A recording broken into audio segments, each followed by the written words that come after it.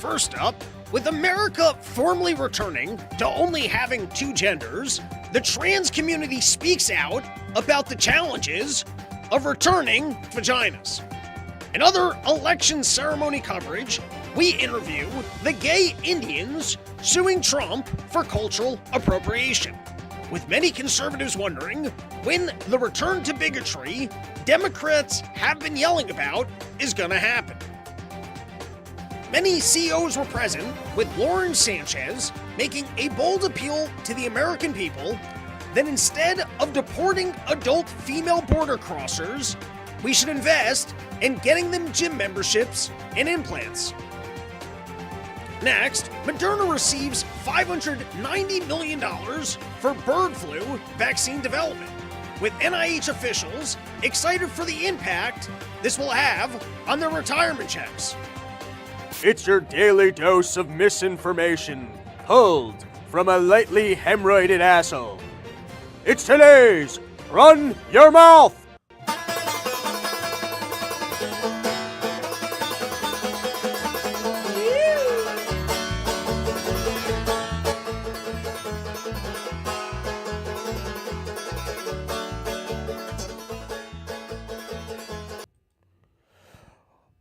What is up, everybody? Welcome back to the Run Your Mouth podcast. I am having a day over here. Listen, we'll get into the whole election stuff. It's nice to be back in Trump's America. I'm as excited for it as you guys are. Ross got freed. All sorts of good things are going on. But firstly, you know, typically speaking, we do have some issues with technical problems in the studio. And I got a new neighbor, and I hope they hear me yelling right now. I want to make that clear, and then I'll be all meek in the hallway. They'll come over and apologize, and I'll be like, no, it's all good. Whatever you need, whatever you guys need, you can just have my studio space. Just blast farts in here all day. See what I care. This is going to be like if you ever saw that Rob Schneider sketch where he's playing by the subway, and he starts playing about how he wants to murder the person standing next to him, and then the guy's like, do you want me to leave? And he stops playing the song, and he's like, it's fine. This is literally going to be the live version of that, because I'm a meek and nice person who doesn't like confrontation. And so I'll be in the hallway going, no, you guys blast all the music that you need. They were doing construction. I got some new neighbor, and firstly, things were falling down from the roof. They broke a cord here, and I forgot to replace the cord. So you guys, I can't see comments, by the way. I had to change the screens. You guys can comment all episode. I won't be able to see what you guys can say.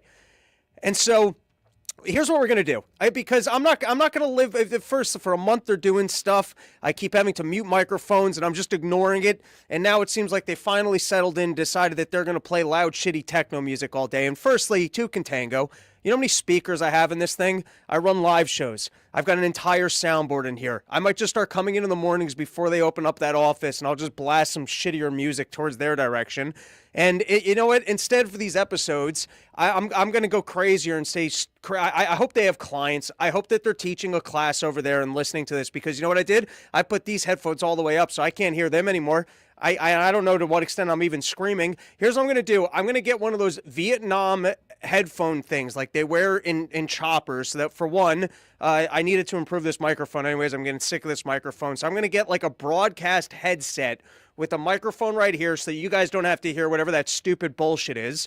And then I will yell at the top of my lungs as if I'm calling in an air raid over Vietnam. And I won't even talk about the news anymore. I will just say increasingly, you know what? Eat the Mexicans. Instead of deporting them, let's cook the Mexicans. That is what I'm advocating for in Trump's America, is that the Mexicans should be cooked alive into a stew. If you divorce your wife, the judge should be able to sleep with her before alimony payments are paid. I'm doing a news show to America advocating that your wife should have to forcibly sleep with a judge before she gets alimony payments. You guys have any other crazy shit where you want me to yell back at them? I'm hoping for a knock on that door where they go, excuse me, are you saying crazy shit? Yeah, well, are you blasting loud music? You know what else? I got nicer neighbors that I don't mind. Like that guy, he plays me. I don't mind. I get along with that guy. That guy's great, and he's going to have to listen to this horse shit. Anyways, we got news to get into. We're back. You thought I got annoyed at people like Fauci. We're gonna do something about this, which includes getting a full-size headset and yelling crazier shit than what's going on in the news. You know what would be really epic is if you guys have just been telling me that I've been muting this whole time, because that's happened before. It has certainly happened by the fact that I've just been muted. But I can't see comments because they broke the cord here, and we're not, you know, I'm going to walk over there. Everyone can look at the Prosecute Fauci thing. We'll read some comments and calm down, and we'll actually get to what's in the news. I also have been drinking just straight cold brew concentrate. Okay, let's take some comments. Brandon, hold on, Robbie. I need to grab my headphones. 2 minutes tops. Thanks. Rob never wins. It snowed in Florida. Trump stopped global warming. Facts. Barconius, Rob, love the streams, love the intros. Glad I caught the live stream. Runaway Slav, TJ Miller is on rap, but Robbie could not wait. A fix. How old are the neighbors? You can probably play the high-pitched noise only young people can hear that they can play in city basketball courts at nights to keep kids away. Is that a real thing? A fix. Need a Man on Fire trailer remake with Robbie on fire. I need to go move to the middle of nowhere and never have to be around people or deal with them. So you know what, guys, when the website's up, the subscription for the paywalled content is going to be $1 million an episode so that I can broadcast Riverside. Not that into pools, but I mean, pools are nice. But I want to be in the middle of the woods with some chickens that you threaten them if they stop producing delicious eggs, you're going to eat them. And they're on notice that they better produce some delicious eggs, because if not, you're going to kill the chickens.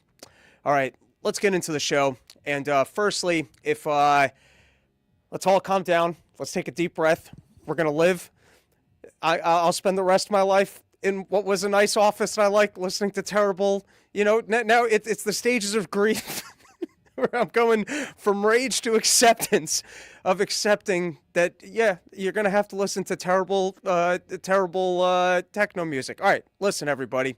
We're living back in Donald Trump's America. And first, to start the show, I'd like to take and have a moment of silence for all the genders that have been lost.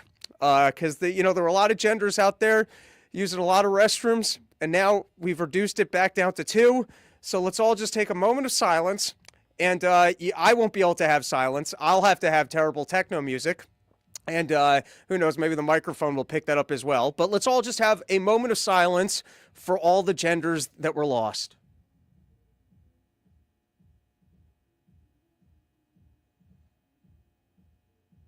Do you guys have to hear that bullshit too? Are you able to hear it? Wait, let me pump up the microphone so that you guys can experience this.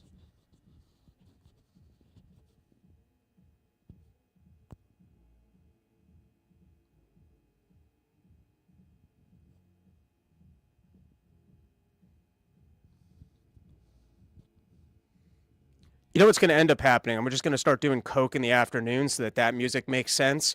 The camera's going to spontaneously come on. I'll just be fist bumping to nobody. All right. Anyways, I had airplane outrage that I wanted to talk about, but let's get into it. We can save that for another episode. Leftover call-in show at some point. All right, let's get into it. It's enough of this meandering and nonsense. Let's talk about what's going on in the world because Donald Trump's back, and we're already 2 days behind talking about all the inauguration stuff.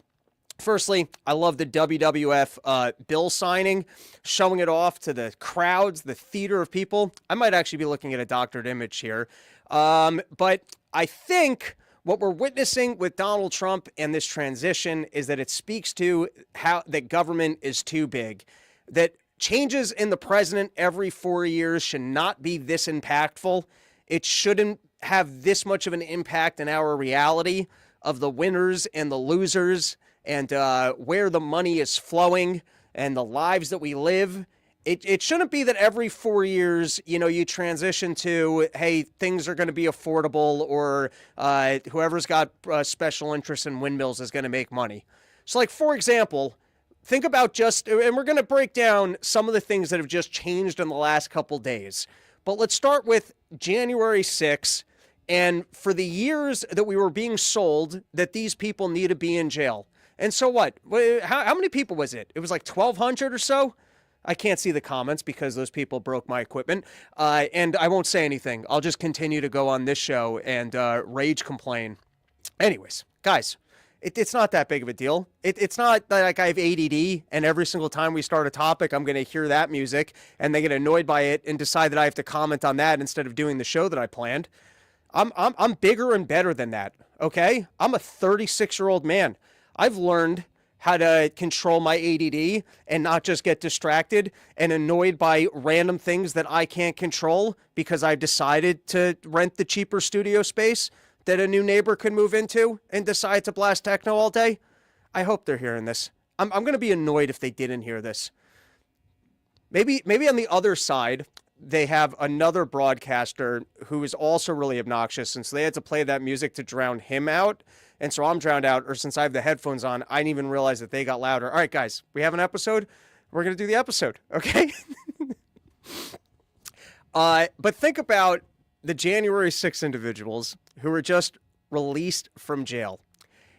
And for years, they were trying to sell us on the idea of domestic terrorism.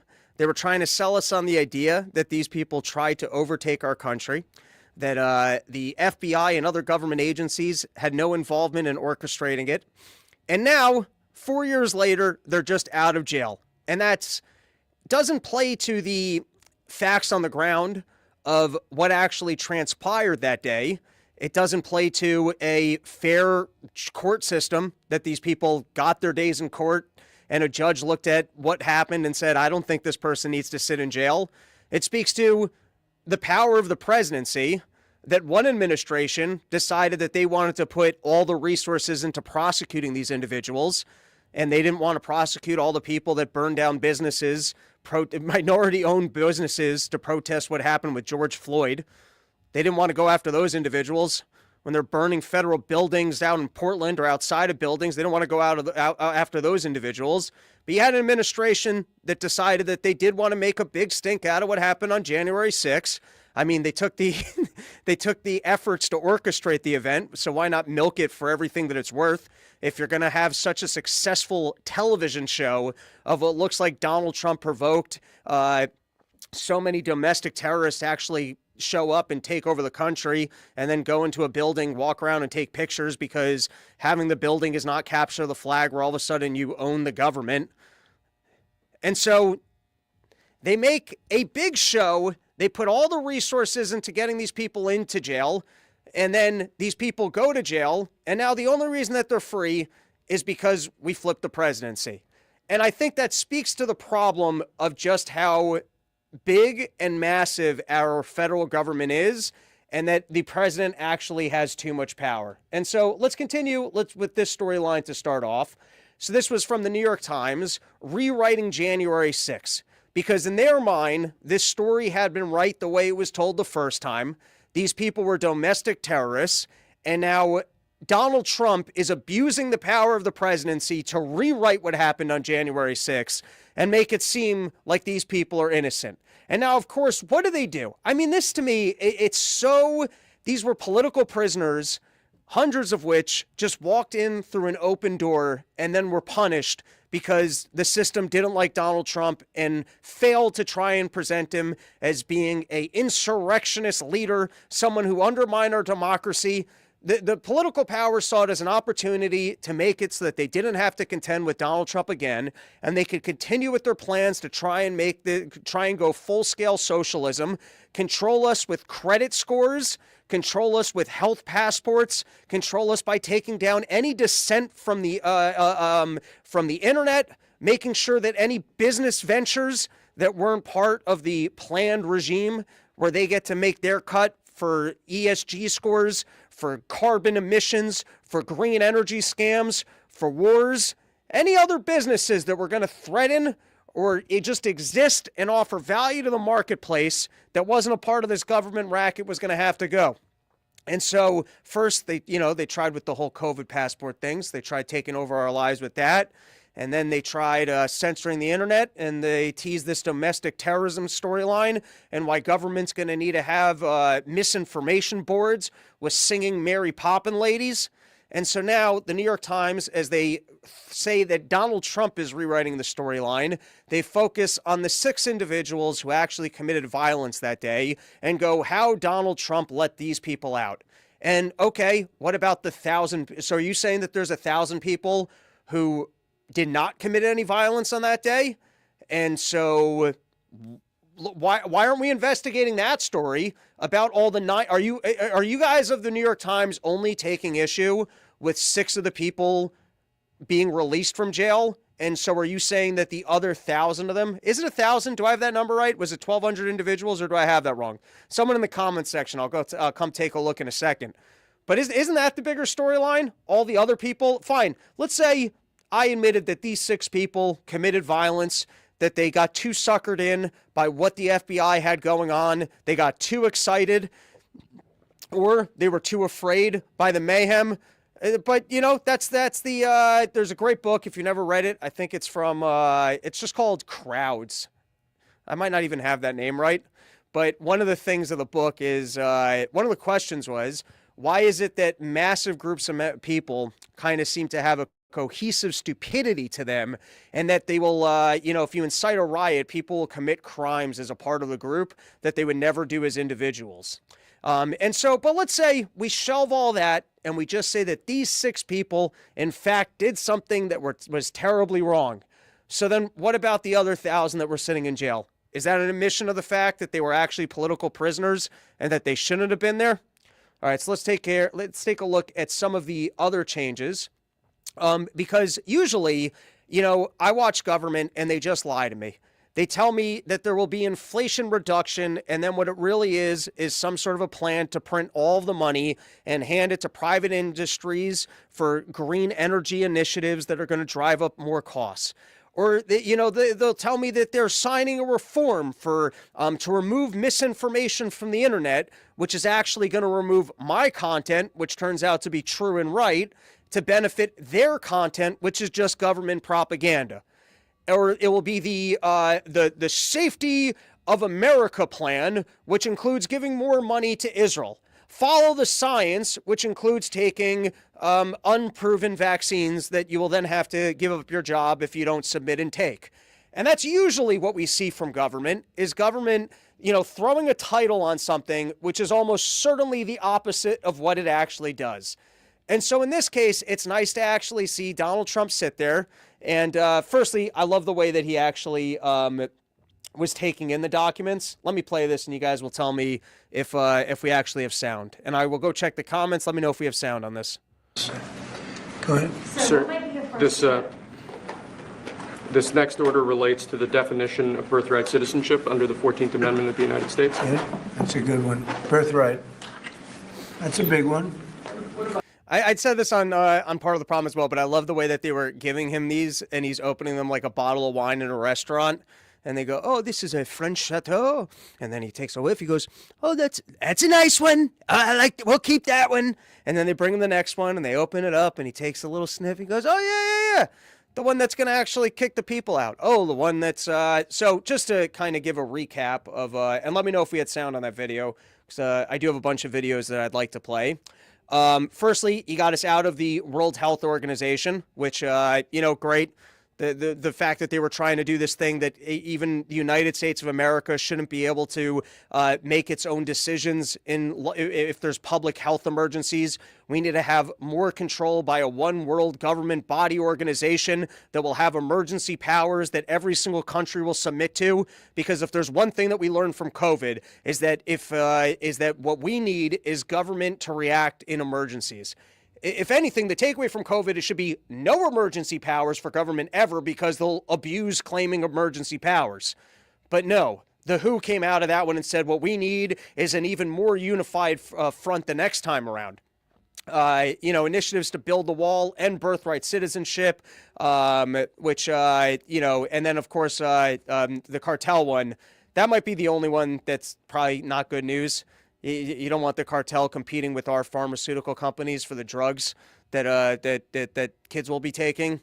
And then, of course, letting the January 6 people out of jail and some others. But the point I'm just making is, if you remember the Biden regime, and usually when you see government officials signing papers and how they're almost always a lie and not in your best interest, it's nice to at least see a guy sitting down and signing papers that match what the papers are called and are mostly all things that I would agree with.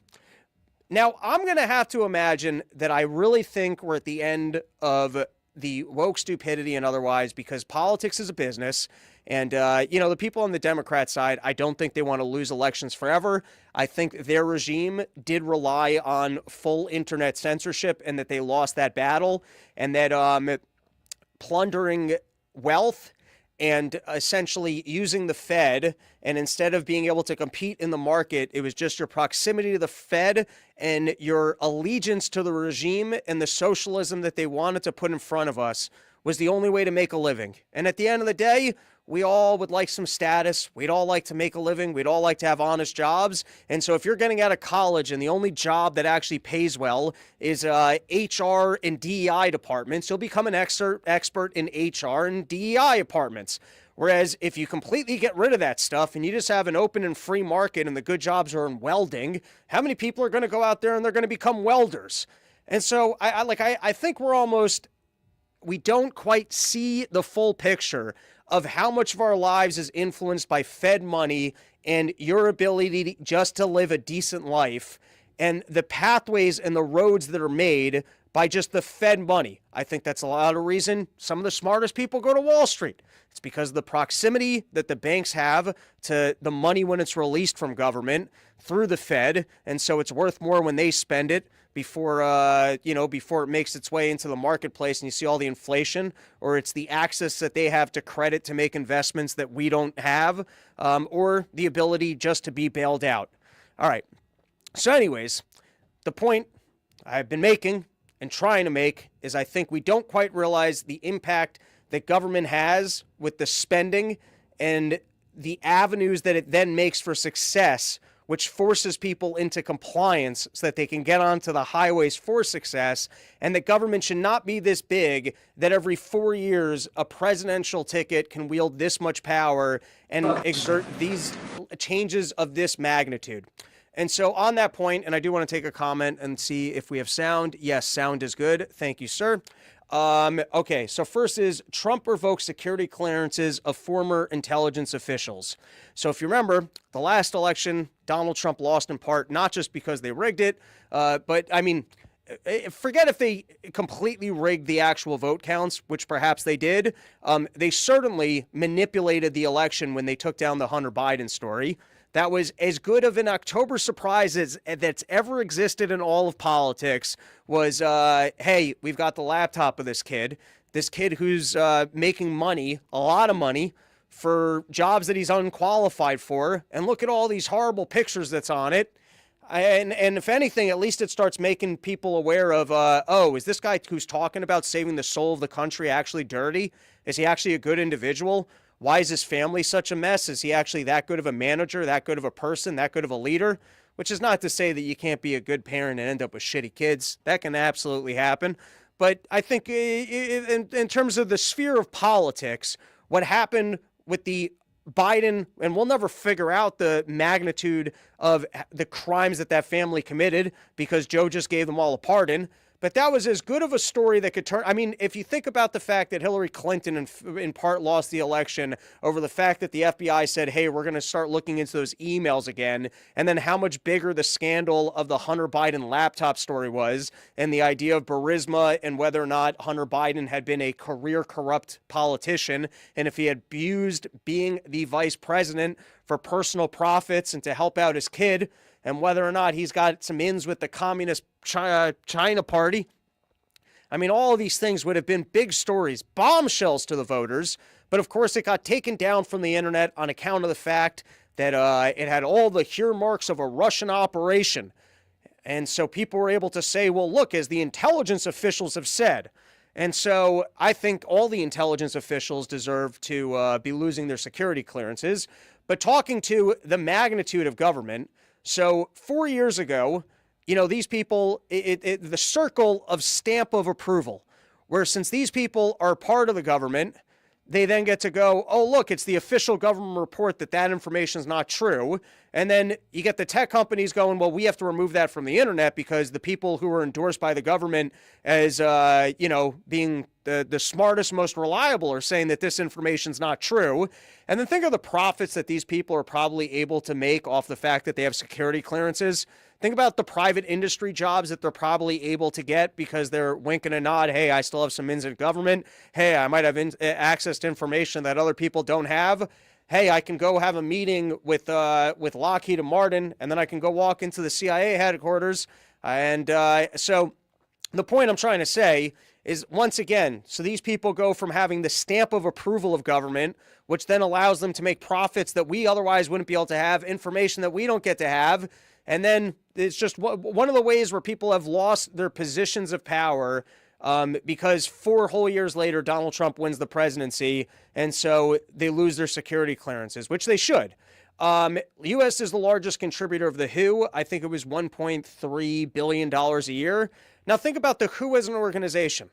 Like you leave med school, you want to become a doctor, you want to go make a good living, and you think about all the profits that come from getting government grants, all the profits that come from working along the NIH, all the profits that perhaps just go to people who want to work government, medical research, or other jobs, or instead of, practicing honest medicine, you get involved with the World Health Organization because that's the most prestigious place to be. And then instead of helping people with health policies, you try and work with the UN and the globalists. You hear that? I'm talking out against the globalist, neighbor. We were flown. We don't have to get re-distracted by whatever trash they're playing. And so the point I'm trying to make is look at the people who are now losing their prestige as we clean up what was full-scale government socialism. And then here was one more example, the closing of the DEI offices, which, firstly, you almost got to feel bad for people who are just like, hey, how can I make an honest living out of school? Oh, I'll go study DEI management. That seems to be a secure career and profession. And now just think about the changes that have been implemented of people that had these career tracks that are now just removed from them. All right. Now let's get into some of the actual things that took place. First is, people were giving Lauren Sanchez some shit, and I say good for her. If your tit job landed the wealthiest dude on earth or second wealthiest dude on earth, and then you managed to put the guy on steroids that he'd be more bangable instead of having some computer nerd just breathing over you, I mean, think about that. You go find yourself a wealthy computer nerd. He'd been with his wholesome wife the whole time, and you're like, listen, let me show you what a real blowjob is. And she had been making the rounds in Hollywood. And so she shows up, she selects the nerd, she takes the beta guy, and she goes, I'm going to show you a good time like you've never seen. And then she turns him into a bangable man because he wasn't beforehand. He was disgusting, greasy, probably just laughing and coming in 2 seconds, making noises like that. And so then she puts him on steroids, gets him into the gym, and not only gets to just ride around in boats with the wealthiest person in the world, but she actually turns him into a bangable individual. And she did that just because of a tit job. Show off that tit job. She's not that pretty. She's okay looking. Got a lizard mouth and a bunch of fakeness on her. But it's basically off the power of her tits. So, if you want to dream big for America and what we can accomplish, is there a more wholesome story than the power of Lauren Sanchez's fake tits? I don't think so. Next moment that I wanted to play, I don't know what it is, so let's play it and then I'll react. If I even can. This week, I will also end the government policy of trying to socially engineer race and gender into every aspect of public and private life. I'm sure you guys have seen this already, but it was probably the best moment. So for the people that just get their news here and here only. We will forge a society that is colorblind and merit-based.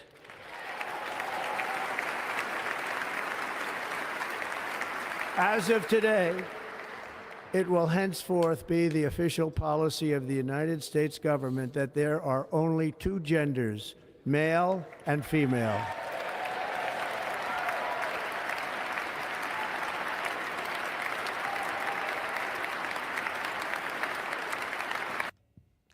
There you go. One of the better moments, and Trump speaking to values that I agree with and cleaning up the system. I don't know what those other notes were, so we are going to skip them. Next video. Roll it, producer man. Oh, yeah. So here you have, we can play that again because it's fun. Elon Musk, another nerd out there, gets the big moment, gets to give a speech, gets a little too excited, gives the Nazi salute. Everyone's going on and on. Look, they're back to dog whistling Nazis. We've been telling you the whole time if these people are a bunch of Nazis. And in Elon Musk's defense, and I've already tweeted this out, I'd like to play this other video of Elon Musk as proof of the fact that this guy's just a dork that doesn't know what to do with his arms. Roll the tape.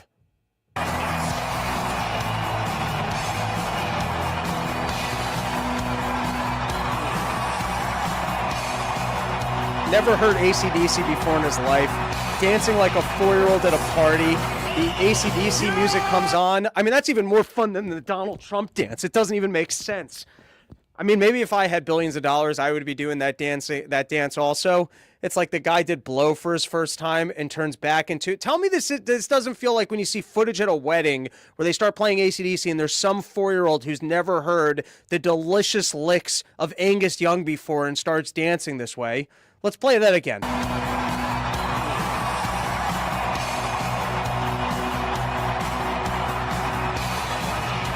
I think Elon Musk should get a pardon or a pass for anything he does with his arms because he doesn't know what to do with them. It's not part of the instructions that came when the alien received his bodysuit and got very good at engineering, but didn't quite know what to do with the arms when in public locations.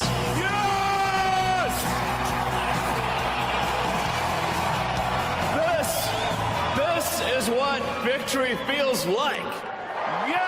Yeah, why not? Why? By the way, I didn't even see that part of that, but did he not just turn into Bill and Ted there, pointing at his dick?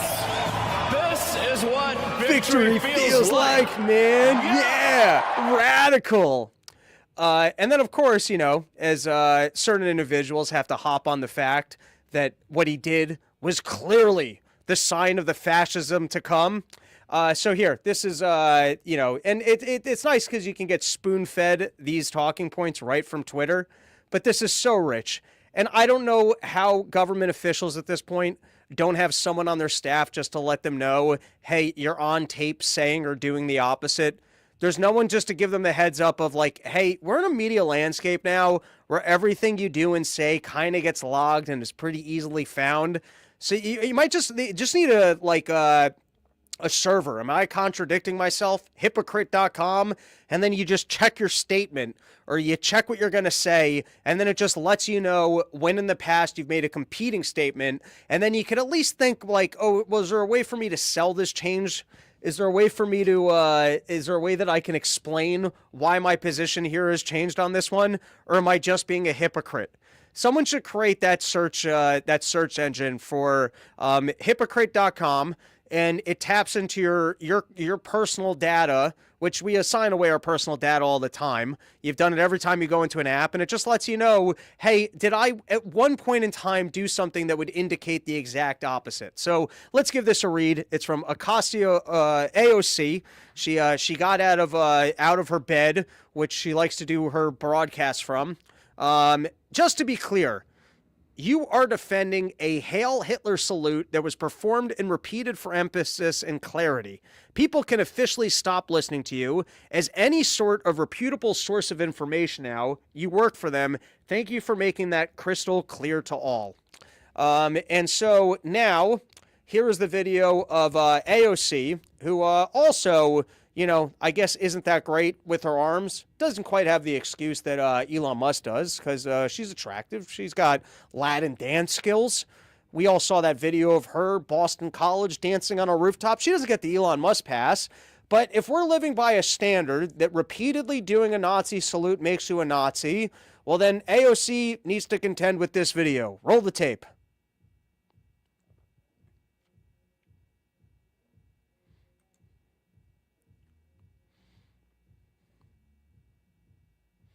Or maybe a new government legislation that just goes, live by your standards, which is if you publicly make a statement like this, that, hey, if you're making a Nazi salute during a speech, it's an indication of the fact that you're a Nazi and should not be affiliated a part of government or should be condemned in public. Well, if you want to live by that standard, AOC, here you go. There's you doing it as well. All right. And you know what? Let's take a couple comments. I'll come around. Like I said, I can't read them from here. Maybe once I get my new headset, I'll also actually see a doctor and get myself some glasses. All right. I've been ignoring the comments. Let's do a run through. Whole bunch of comments. Let's take the comments. Let's see what's going on with the people. Janice Ben, they are constantly trying to contrive Yanni Laurel outrage. I agree with you. Reset Survivor, she isn't known for arms. That's a good one. I like that one. A fix, I mean, I agree with AOC that people can stop listening to the ADL. Fair enough. Barconius, how does Elon act as the CEO of like 5 major companies when he's constantly running around doing podcasts and trying to be a meme lord from 2015? That's a good question. Maybe he's got great staff that actually comes to him and he just quickly goes yes or no on ideas, or maybe he does a good job of organizing those offices, showing up and working on important projects, taking things over the finish line.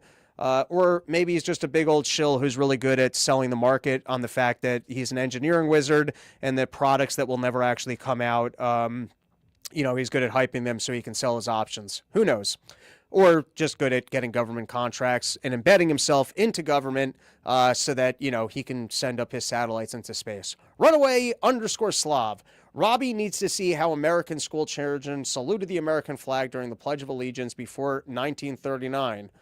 Send me the clip. I have not seen that. All right, one more comment, and then we're going to go back. Runaway Slav, I'm playing it at 2x speed. Robbie finding sounding sane. There's no way I sound more sane at double speed. I don't think I need to be listened to on double speed. I think I'm actually a pretty quick talker. I don't know why. I'm offended by the idea that people think that I need to be listened to any quicker than I actually talk. John Popick, Robbie's going to be in the news for murdering new neighbors within the week. You hear that? You're on notice. Barconius, I have zero sympathy for any HR employee, specifically those pushing leftist DI bullshit. It's always been a means of control of the market and social engineering. All right, let's get back into the episode. We do have more topics to discuss, but why not take a moment and thank one of our sponsors, YoKratom.com, home of the $6 kilo. Only place on the internet you can get an entire kilo of kratom for just $60. With us for our 4th year, loyal supporters of the show. If you are a fan of kratom and you listen to this show and you don't get it from YoKratom.com, home of the $60 kilo, you are fucking up in life. You're not giving back to one of our best sponsors, and you're not taking a high-quality kratom for the best possible price. You're just overspending for no reason, and you're bringing that bad energy to everywhere you go of overspending on kratom, which there's no reason to. You just go to YoKratom.com and you get a whole kilo, $60, done deal, shipped in the mail. All right, and this was fun on the way out. Biden, he at least did his signature move for everybody. It's nice. Sometimes even if you didn't like someone, if they're leaving the office, they're leaving your favorite TV show, they're leaving the WWF, they were a heel the whole time. At some point when you realize this is the last time you're going to see someone in a specific role, it's nice if at least they'll do their signature move for you. And so here's Biden one last time on his way out, trying to figure out where he's supposed to go. It's like Hulk Hogan tearing his shirt off. Just for the fans, do a fan favorite, play one of the classics, and leave a speech, and, just be told, wait, how did I get up here? Are there stairs? I didn't float up here, did I? I usually only float at home. I try not to do that in public. People realize I'm like Jesus if I'm floating. Was I just speaking? And speaking of the level by which government is willing to lie to you, and as I said, I think government, if anything, every 4 years, flipping the presidency should not be this impactful. And so here we have Joe Biden, and with the current setup, thank you, neighbor. I can't actually read it, but it was Joe Biden basically saying that because Donald Trump is such a horrible and reprehensible person, and we've never lived in a political climate quite like this one, that's why I, of course, need to pardon my family. It would be against my own conscience to let my family and other people sit around and possibly be prosecuted. And so my family that has likely been involved with the payout schemes of me abusing my power positions for private profits. Fauci, who criminally declared himself the Lord of Science, purchased a virus out in China in bioweapons research he wasn't supposed to be engaging in, releasing it on the public, and then forcing us all to take a vaccine that was not proven to be safe and effective, and losing your job if you didn't declare him as the Lord of Science above you. Or the people that tried to sell us this January 6th narrative so that Donald Trump wouldn't be allowed to run for president anymore, and they could possibly get domestic terrorism titles, that people like me could be prosecuted, and that they could continue to censor the internet. It would be unconscionable to leave these people, who all abused their positions of power, and remember that it was Joe Biden who kind of changed the precedent of trying to prosecute your political enemies, of the people that might be running against you for presidency. He's the one who changed it and said, hey, find as many court cases as you can on this guy and use as many resources as you possibly can. But here's Joe Biden claiming that it's because the Republicans are vindictive and that the Republicans will abuse the rule of law. And so I have no choice but to make sure that we are all free and clear. And here, of course, like I said, you might want to just check what you've said previously. And so in another, hey, that's kind of rich moment, he forgot to check hypocrite.com, livebyyourownstandards.com. And of course, these people are just lawyers, and Joe Biden, not a very good one. But, you know, he'll tell you, top of my class, top of this, top of that, smartest guy anyone's ever met. Everybody says that. Everybody knows that. Even the kids that like touching my pool legs, my hair when they're in pools. Everybody knows I'm the greatest thing that's ever happened, the smartest thing that's ever happened. And just 4 years ago, when, you know, the Democrats were yelling about preemptive pardons that Trump was going to give himself and never did, here's what Joe Biden had to say about that. President Trump is reportedly considering a wave of preemptive pardons. Does this concern you? All these preemptive pardons? Well, it concerns me in terms of what kind of precedent it sets and how the rest of the world looks at us as a nation of laws and justice. You're not going to see in our administration that kind of approach to pardons, nor are you going to see in our administration the approach to making policy by tweets. You know, it's just going to be a totally different way in which we approach the justice system. There you go. All right. I got way more show coming for you guys. Next up, I don't even know what this video is, so let's just play it and I can respond. Why are we helping? Oh, this is great. This is great. So Donald Trump responding to the pardons. If you haven't seen this, he gets up there and he calls them a bunch of crybabies. And then, you know, this is what's fun about Donald Trump. Listen, I think Donald Trump's going to spend too much money. I think the Fed's a problem.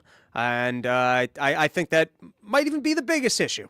But there's some other ones that come downwind from that one, which are bad.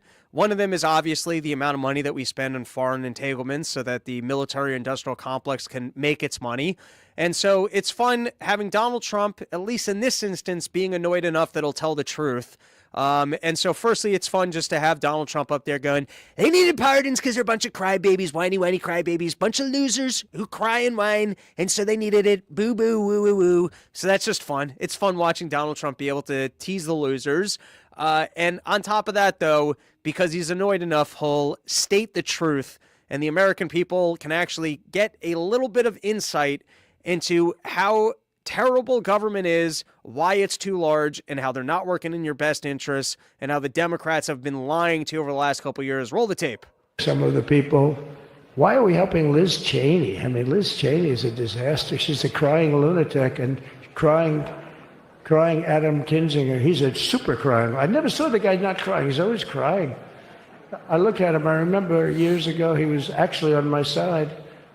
And then one day, you know, when you don't want to kill people in wars, they turn against you. Liz Cheney hated the concept of not going to war with everybody. Let's kill everybody. Let's spend a lot of money on military equipment, you know, where her father works, right? And but what she did was incredible. Think of it. They destroyed and deleted all of that information that went on for almost 2 years against Trump. There you go. Donald Trump dropping some truth bombs. Hey, these people are just advocating for war. That's the only reason that they're doing what they're doing, is that they want people to die so that they can make some profits. Per Fauci, and I will, guys, I'm going to do the one thing that I can do, which is be a Jewish enterpriser and make these T-shirts, which will pretty soon be for sale at gigs.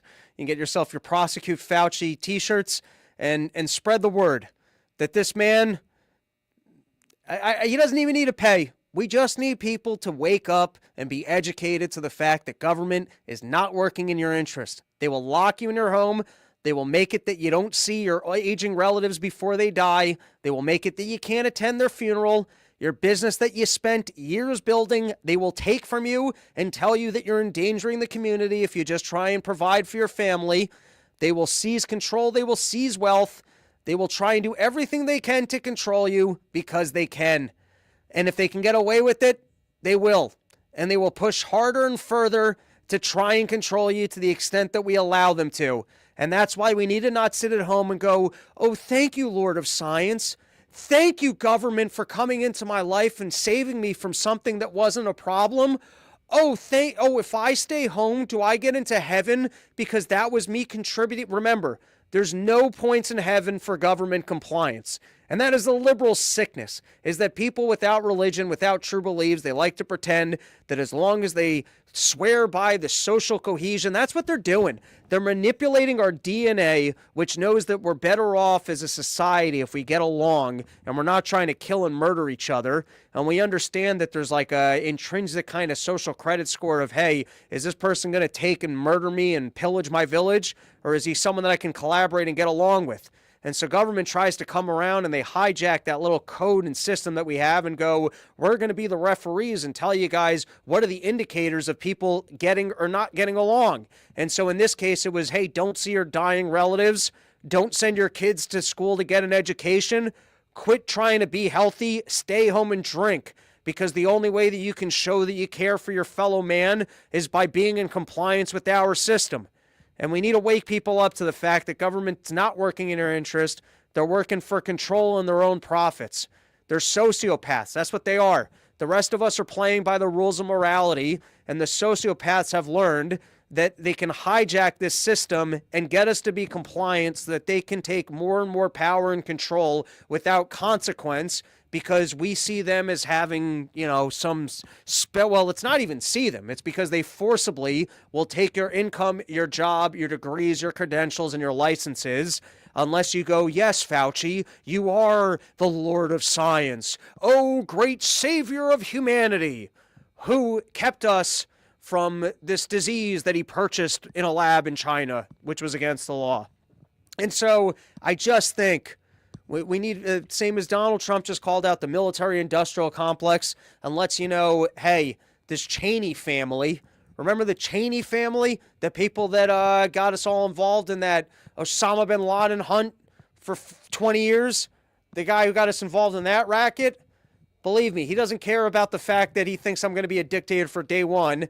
He's got his daughter over here running a racket to try and make sure that I can't run against them and try and take away their ability to keep these endless wars going on so that they can have money. And we need the education of people figuring out just how evil this guy was and the racket that he pulled so that people turn around and go, hey, I don't think the NIH should be able to make money in partnership with the private companies that they're supposed to be policing, or at least working in our interest. Everyone thinks the government's there because otherwise the evil corporations are going to do horrible things. They don't realize that the government's the tool that empowers them to do it. And so, prosecute Fauci. Even if he can't go to jail because of the pardon, let's get after him. Let's let the American people know what happened. And so this was somewhat promising. I thought that this was fascinating. I mentioned this on the last part of the problem, and I read this on Zero Hedge. I will read this paragraph and then I'll comment. Despite reporting that Trump is bent on revenge, the appetite among MAGA appointees for holding Fauci accountable hasn't been particularly vocal. I agree with him. And that's in part because Donald Trump still takes credit for the vaccines. But Bobby Kennedy is in there. And sadly, his campaign did not become it did not become hey, let's right the wrongs of COVID when he started to defend what was going on in Israel. But anyways, I will continue to drum up noise for this because I think it's important. I think it might be one of the most important issues. But he's right that a lot of people were forced to comply. It's that torturous thing where people get you to sign documents of things that you don't agree in, and then you start thinking nicer things about the people that forced you to sign those things because the cognitive dissonance in your head. A lot of people are embarrassed that they were so taken in by what they were scammed, and no one wants to think that they're an idiot. No one wants to think that they put a vaccine in their kid's arm for no reason, that they shut down their business for no reason, they didn't see their loved ones for no reason. People want to move on from this thing so they don't have to feel embarrassed and the pain, or just think about all the times that people in your life were yelling at you as if they were right, and you knew that they weren't right. Did they ever apologize to you? Did they ever go, wow, I should start listening to you more? You know what I mean? Everyone would like to brush this one under the rug because most of the country was compliant, and they'd like to move on and not have to feel embarrassed about what happened. But, it's like when you lose your money with Madoff. Yeah, it's embarrassing, but, I guess, well, maybe that one's not the best example. But, listen, it's embarrassing when you get hosed by a scam artist, but then you learn about internet security and watching less porn on the laptop you use for all your financial payments. All right, let's continue.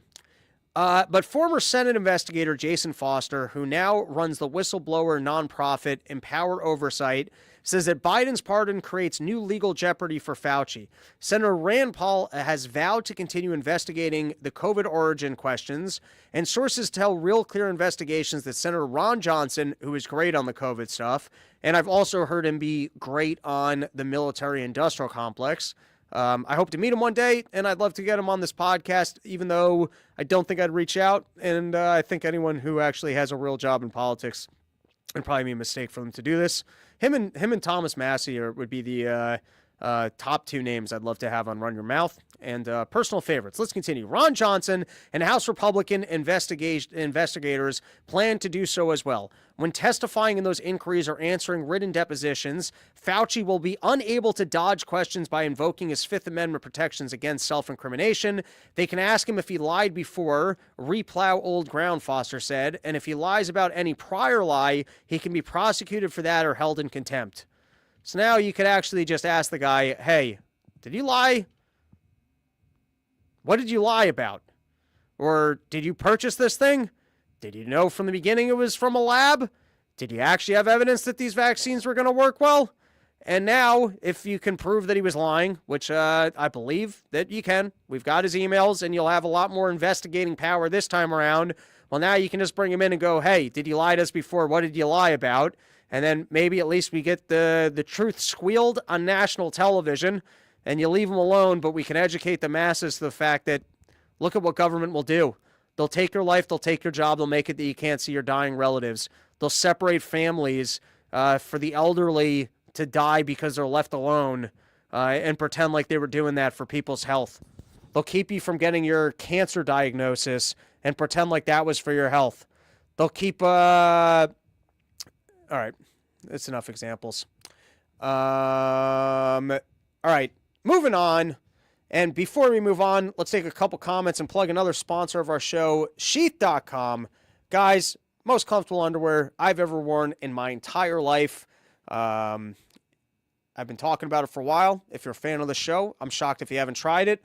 I was skiing in -6 or 5 or negative degree weather the other day, and let me tell you, those base layers were a lifesaver. I wore the base layer shirt and the long johns, which I've talked about forever. Those long johns, if I owned, you know what? There's something, like, I don't run my heat in my apartment, and there's something to me about, like, manning up through the cold. But if I owned 6 pairs of those long johns, I might wear them year round. I tend to just save them for when I'm skiing. I keep them with the socks and the other gear to make sure that you have it when you need it. But I can attest that I skied in negative degree weather, and I wore those long johns, and I wore that wicking shirt. Those were my base layers, and I was able to stay warm and ski, and that's even when the locals were avoiding the mountain. Let me tell you, you almost get lucky if you're not doing all that much skiing. and you're just showing up for 1 or 2 days, and you're showing up to a big mountain, and it's -4, and most people that can ski every day are like these hoity-toity people that went to expensive mountains for their vacations. They go, I don't want to be in -4. You can have the mountains to yourself. It's not all bad. And if you got sheathunderwear.com, promo code RYM for 20% off, you will be warm. All right, let's take a couple of comments here. Let's see what's going on in the comments section, and then we can play another moment of Joe Biden on his way out. Barconius. At every point in history when the practice was banned and actually prosecuted, that's when we got fucking cathedrals. I don't know what you mean by that. Barconius, I challenge anybody to name one global or even domestic issue that could persist if these two things ended. I don't follow you on that one.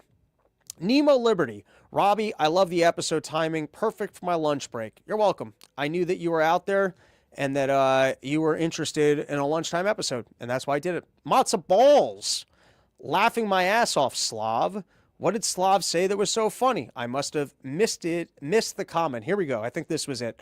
Runaway Slav. Fauci called, originally named it HIV grids, gay-related. His 1983 ABC interview is a hoot and a holler. I'll have to go check that one out.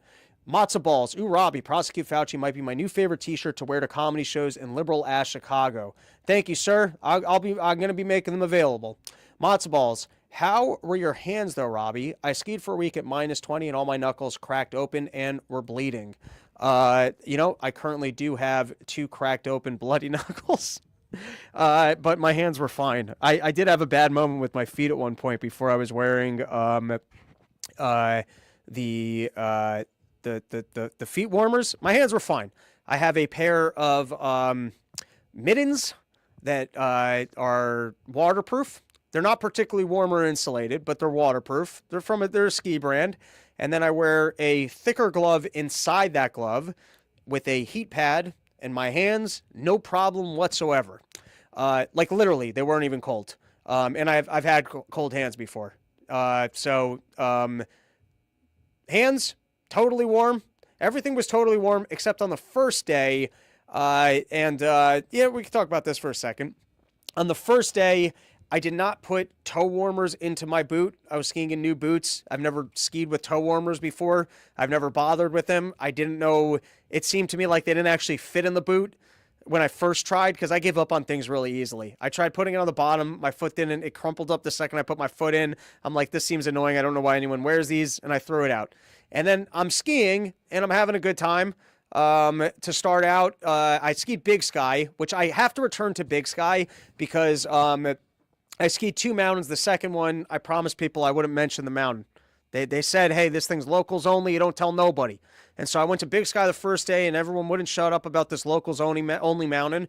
A ski instructor was like, dude, I'm a ski instructor. Let me take you out. I'll show you some good stuff. And I was like, you know what? I like having a guide. Let's see the other mountain.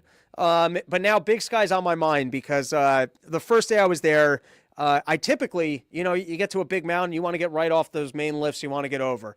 And the first couple runs, I was doing these steep blacks that were right under the lifts, and they were incredible. But there's just that part of your brain, hey, I'm on the big mountain. I want to go ski the tough doubles. I want to get on the tough stuff. You're out here in Montana. I want to ski I want to ski what you ski in Montana for. And luckily, I've been doing squats at home. I injured my leg pretty bad this summer. I was curious to see if I'd even be able to ski. So you take those first few warm-up runs. You're like, my leg's actually feeling 100% fine. Let's go. And so I moved over from the main face, and there's that tram that goes up to the really tough stuff. And I was looking at it, and I'm not used to seeing things that open. Like, I'm just not, I'm not used to seeing that. Usually things are not, or the things I've skied are not usually that above the snow line. And this must have been, I did let's say 6 runs on the main face. I don't really know how to navigate the mountain, but the stuff I was hitting was a ton of fun. It was just like these steep blacks. It was beautiful, wide open, mountain's empty. Right, the ADD I have. So first is, on those first couple runs that I did, I was ignoring the fact that my toes were cold. And I'm having fun on the mountain, and then you got those competing thoughts in your head where you're like, dude, you're fine. This is barely even bothering you. Don't be a bitch. You're only on this mountain for 2 days. Enjoy yourself. Let's go find the hard stuff. And then these other part of your mountain where you're like, I'm not used to feeling my cold this toe. I wouldn't know what is the level of frostbite? Maybe I should go check this out. And then there's the other part of your head, which is like, quit being a bitch, you fucking bitch. What, you can't deal with a cold toe? You just spent an entire day traveling. You're here for one day. You're gonna let a cold toe take you off the mountain, and then you go back to the other voice in your head, which is like, yeah, but don't you at least just want to check the toe? And so, you keep going back and forth because you're alone on the ski lift. So you just have this conversation and prosecute the back and forth for like the entire ski lift up. And then you go back down and you're like, maybe, and then you go back up. You're like, hey, I kind of have to use the bathroom. Maybe it makes sense. You just keep going back and forth, circles. And then finally I come in, I take off my boot and I put my hand on my toe. And I'm like, this feels like a fucking ice cube. And then right when I do that, I got recognized once in the 3 days I'm out there. Some fan walks over. It's like, oh, I'm the biggest fan. You're like, I think I'm dying. Like, don't look at me. I'm cool. I was skiing out there doing cool stuff. My toe's fine. And then it started to like throb. And then you start panicking where you're like, did I just lose this toe? Am I an idiot that ignored what I should not have ignored? And then by 5 minutes later at the frosting, you're like, all right, I got to throw a thing in this. Anyways, I get back out on that mountain. And then they were telling me about this other lift line that had stuff just as difficult as the things off the tram. And so I got off of that. And while I was going up it to the left side of this lift, I was looking at it because it was just different than other mountains where there aren't as many trees. And so it's not like thin trails, of which when I ski, you kind of like doing everything once to do it all. It's kind of fun it's all different, new, and fun. And so I'm looking, I was like, wow, there's like 5 different trails here with how wide open this is. I was like, I'm just going to stay on this for the rest of the day. I'm going to ski all this stuff. And then tomorrow I'm going to come back because I'm here 2 days. I'll do that tram to the top. And I get off of the lift, and instead of making a left, I make a right. And I now can't tell because there was no one else there. I think it was like it was trails, but it was dicey enough that I couldn't even tell if I was on a trail because they had like these wooden structures up on it, and there was no one else on this in this area. And I took my first turn, and I can get down everything skiing. I don't ski everything quickly or that well. And sometimes when you're on particularly difficult trails, like the first couple turns, you're almost just skating down until you get where you can ski. I got on this and it was just so steep, and I'm sure other people could just ski it. Sometimes you're on something, you're like, nobody can ski this. Then you just see some guy dart down, you're like, nah, I just think it's skiing. And I just a quarter of the way down. You're like, all right, well, I managed to stop myself. Let's try and actually ski it. And then turned again. And then finally you get down, let's say the first quarter of the thing, and then it's not quite as steep and it becomes skiable. And I was like, man, that was tough. All right, I got to get back up to that other side with the stuff that looked good. And then tomorrow we're going to do the hard shit. And then I twilight zoned. And this is what's nice about going with people. And thank you to all the fans who hit me up and take me skiing. I've had some good adventures with the random fans that show up over the years and change the skiing experience because they know the mountain. And they've all been cool people. Jake, I've now hung out with over 4 years since the first steamboat trip. And there's been a crew of guys that came out of Colorado the last couple of years. And the guy who took me to the Secret Mountain the next day, I did have a blast in the Secret Mountain. But then I ended up in what I call the Twilight Zone doom loop of not knowing a mountain and just every single time being too annoyed to look at the trail map and being, I'll figure it out, and then ending up on some stupid, boring blue that's frying your legs and taking too much work while you loop, and then you're like, shit, I'm back at this lift? All right, I went left that time. Let me go right this time. And then you go right, and you're like, fuck, how did I end up on this stupid blue again? I came all the way out to Montana, and I'm on these fucking boring-ass blues? And so that happens to me 4 times. And so the next day when this guy's like, I know this mountain, I was like, good, I won't end up in the doom loop of blues. But now I'm like, I got to get back to Big Sky because I feel like I wussed out on that good shit. I mean, that tram looks so like, it just looked gnarlier than, because usually you can't see like what you're skiing. Like I'm sure what I skied in Utah, the first day I was in Utah, I skied some really tough stuff. And then in the woods, like there's more powder, so there's just more to grip. And it doesn't, I don't know. It doesn't, it's like dicer and scarier because you can hit a tree, but it doesn't quite have that sensation of just steepness typically. I mean, this just looked scary, which makes me feel like I bitched out and I have to go back. And hopefully will book their gigs there again. Where did that come from? Someone asked me a question about gloves. If my skin, no. So the answer was my hands did not get cold, but my feet did get cold. That was a unnecessary long tangent. I'm not even going to look in the chat because if I do, I might take another long tangent about nothing. Runaway Slav, my favorite run is the Blue Trail Hill at Wolf Park, Colorado. Half mile, 30 degrees, straight slope, 50 yards wide, so I bomb down it, and there's another half mile that I can carve at 50 miles per hour. Matzo balls, trail maps in the Alps are useless when it's snowing so hard you can't see 5 feet out. Barconis, I wouldn't know because I'm a poor. Junior, Robbie Skiing Podcast coming soon. If Epic Pass wants to sponsor it, put me on tour and, perform at all the ski mountains every winter. I'd like to get there in my career. I would absolutely love to do porch tour in the summer, winter ski lodge tour in the winter. All right. Big companies' dollars flock to Instagram. Let's run through. I got a couple random topics, and then it's enough episode for today. We will leave everything else for the leftover call-in show, which hopefully this Saturday will be the first of those. Big company dollars flock to inauguration. There is just something odd that companies are allowed to donate this much money to, I guess, just the parties that happen. And you had Ripple made a big donation. Listen, I own some Ripple, so God bless. If you can get the in with governments that I can make some outsized returns until I sell off and fleece somebody in your Ripple bubble. It's nice when I can be on the upside of people bribing government for influence, money, and benefits. It is odd when it's this much on display of large corporations, I guess, the CEOs being able to attend, and behind the scenes, I guess the money, I don't even understand where exactly the money goes that you can just pay for the party. You can call up Donald Trump, hey, I got $10 million if you want to throw a nice ball afterwards and have your hot daughters show off their nice dresses. I don't know if that's where the money goes. I don't know the system. I'm just saying it's odd that it can be that much on display. All right. Food manufacturers have until January 27th to remove the dye Red 3 from their products, and drug manufacturers have until January 2028, the Associated Press reported. The dye was removed from cosmetics nearly 35 years ago for the same cancer-related concerns. Make it make sense. Can someone make sense out of this? So they knew 35 years ago it was dangerous in makeup, but it was okay in food, and now we know that it's dangerous, but you can still consume it for 2 more years? Can someone make this make sense? Is it dangerous or is it not dangerous? Am I the only person that thinks in binaries?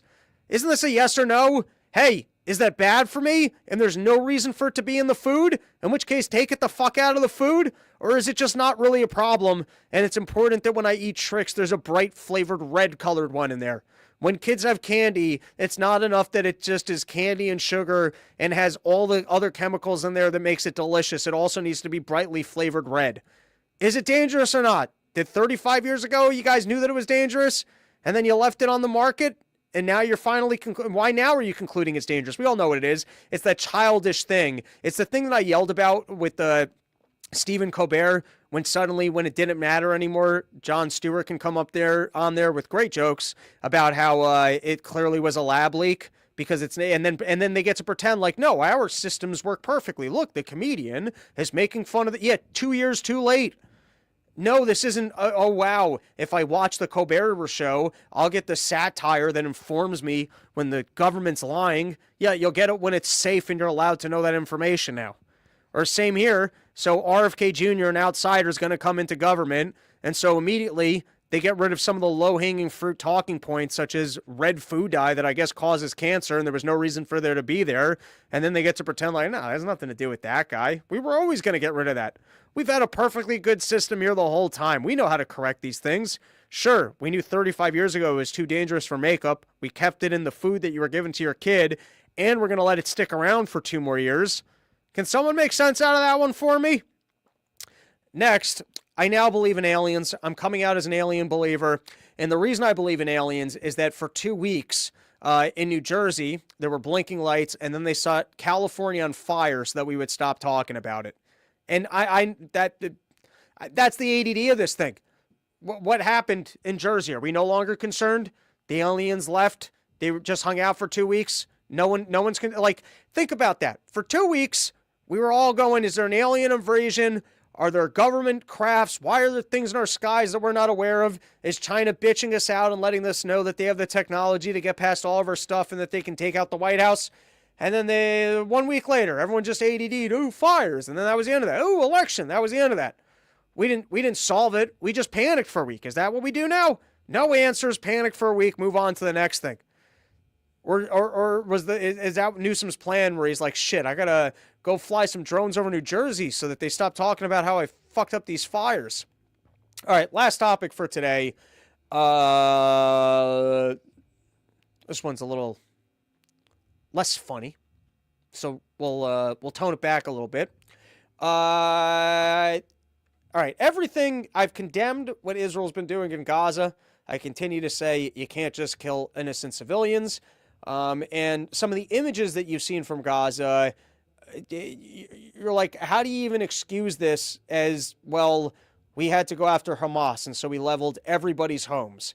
But now, I don't see all of Gaza. I'm not a journalist on the ground. Everyone lies to me. I'm piecing together random images that I see from Twitter. I don't quite know what happened. I think Israel certainly lied quite a bit.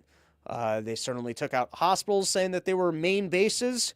They certainly killed innocent civilians. And they also, we had Kyle Asnone, who is more informed on these things. He does excellent coverage. He's got his own podcast, and I did multiple episodes with him. And he told us about even the Daddy's Home program, which once they found terrorists, they didn't kill them until they went into their homes, which I guess they claim was to make sure as a double check of the fact that they were in fact the terrorists. But that also means that you're not just killing the guy, but you're intentionally killing his family along with the guy. So, want to make it clear. The terrorism that took place by Hamas and killing innocent civilians, can't do that. And Israel's response, supposedly in the name of safety and security and flattening people's homes, and that totally wrong as well. So with all that said, of making sure that everyone understands the podcast is anti-death, and we think everyone's wrong. There was footage of the terrorists being released, which I don't know how to describe this as any way other than horrifying.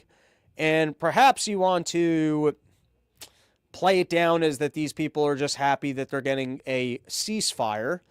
But it would seem to me, firstly, I'm confused because you've been hearing about how everyone's starving. And then you see these pictures and it seems like everyone has my exact wardrobe for Marshalls. It seems like Israel has not gotten rid of Hamas for all their efforts. So for whatever they're claiming of getting rid of Hamas, they don't seem to be getting rid of Hamas. At least here, and this could just be, once again, the madness of crowds and people celebrating the fact that there's now going to be a truce, or celebrating the fact that after their homes have been destroyed, at least they were able to extol some sort of a punishment over the Israelis lording above them. But it just, there's something that speaks to... It's a chicken and egg thing. I can't say that these people, after losing their homes or whatever, feeling, having the worst thoughts towards Israel wouldn't make sense. But nonetheless, I'll play the footage because I just think it's worth being aware of if you guys haven't seen this. But it does feel somewhat horrifying watching, I guess, the people of God. Like, hey, listen, it's no different when the people in Israel are celebrating the hardships that the Israeli army has posed on Gaza. But this is equally horrifying to see the civilians of Gaza seemingly celebrating that that these hostages were being held.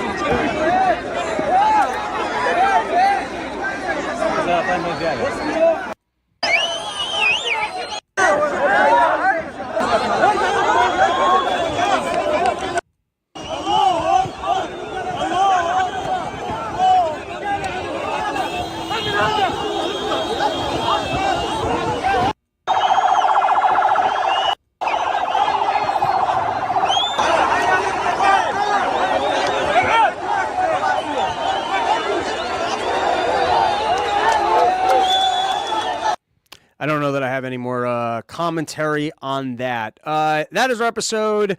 Guys, I'm working hard with Andrew, who you guys might know from the Alex Jones Theater. We've been playing down there for years. He's a staple of the he's a staple of the Summer Porch Tour, and behind the scenes, he built Dave's website. I have something similar being built, and we're going to be having more content coming out. And hopefully this week we'll be able to test the live stream for the first call-in and leftover show, which we're going to be doing more episodes. That's going to be the only thing that's paywalled, and I think that's probably going to be a Saturday afternoon episode. But I'm open to suggestions. You guys are working real lives and jobs. I don't know if you only consume media when you're at work and you just want things for your commute. You want things when you're in your office. So you guys tell me. I don't know. To me, I think if we can get to a certain level of support, I think I'd like to go daily with the show. And I think all episodes except for the leftover call-in show will remain public. I don't really know what else I have to say about this. There's some cool. There's going to be some other cool stuff.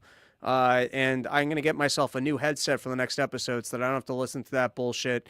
And I'm going to be obnoxiously louder so that, maybe they get an education about what's going on in the world and they become better people, which, that's all I can do is smile and wave in the hallway and pretend like everything's fine, like the lady that I am. Like, no, I like the music that you play.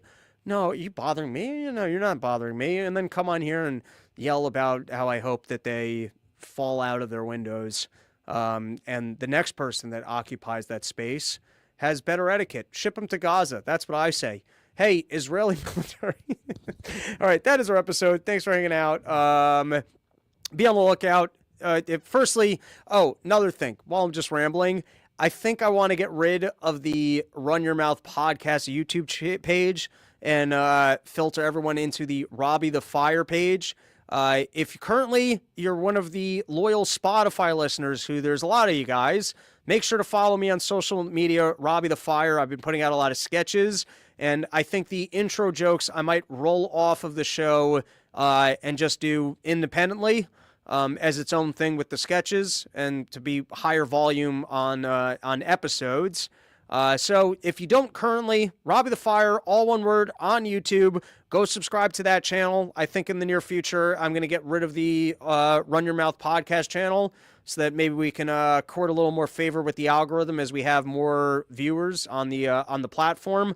I think the chat feature will probably only be on the website, but that will be free for all episodes except for the call-in show, which I'm going to figure out how to do that, but that will be, people will actually be able to call in. And I think that's it. I don't have any other announcements, but I'm open to feedback, and gonna be back next week. New microphone. Gonna get a headset. Later, everybody.